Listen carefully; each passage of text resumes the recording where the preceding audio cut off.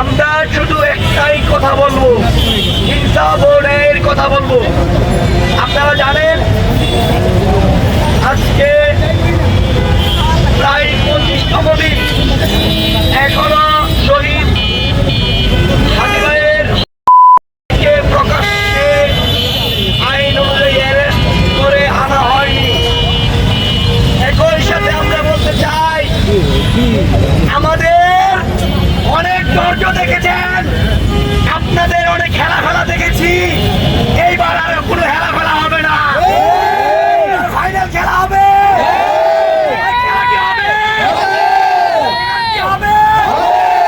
আপোষটা সংগ্রাম, আপোষটা সংগ্রাম, গোলামিনা আজাদে, আপোষটা সংগ্রাম, দালালিনা রাজপথ, দালালিনা রাজপথ, হাতি ভাই কবরে,